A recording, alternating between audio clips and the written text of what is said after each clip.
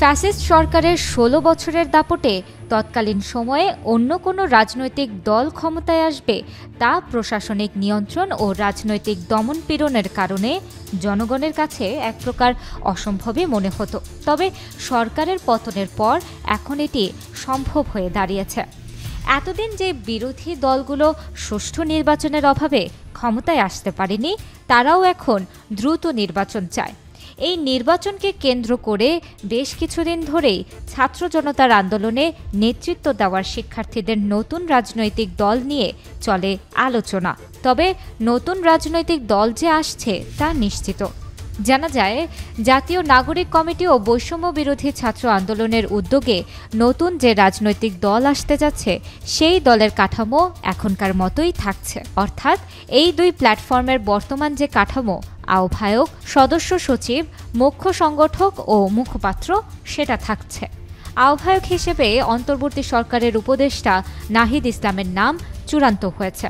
পরের পদগুলোর জন্য জাতীয় নাগরিক কমিটি ও বৈষম্য বিরোধী ছাত্র আন্দোলনের সম্মুখভাগের কয়েকজন নেতার নাম আলোচনায় আছে।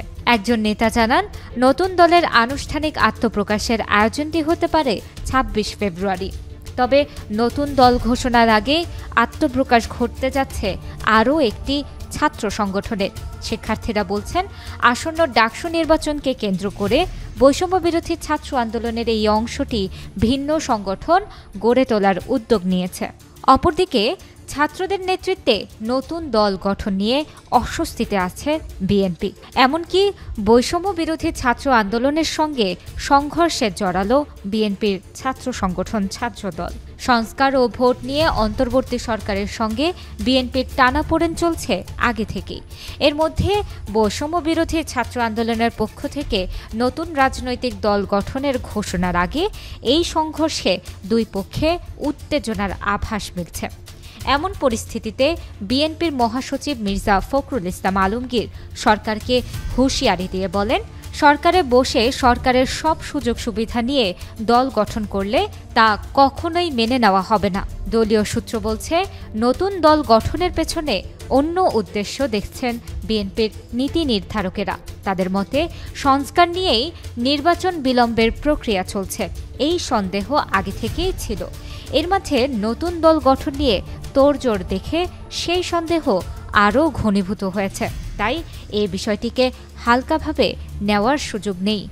তাদের মতে, দ্রুত নির্বাচন দিলে বিএনপি নির্বাচিত হবে জেনেই তাদের ভাবমূর্তি নষ্ট করতে কাজ করছে একটি চক্র। কিন্তু রাজনৈতিক বিশ্লেষকরা বিএনপির এই চিন্তাকে অপ্রয়োজনীয় বলে মনে করছেন। তারা বলছেন, বিএনপির মতো বৃহৎ একটি রাজনৈতিক শক্তিকে এমন উদ্যোগে এতটা গুরুত্ব দেওয়ার কিছুই নেই।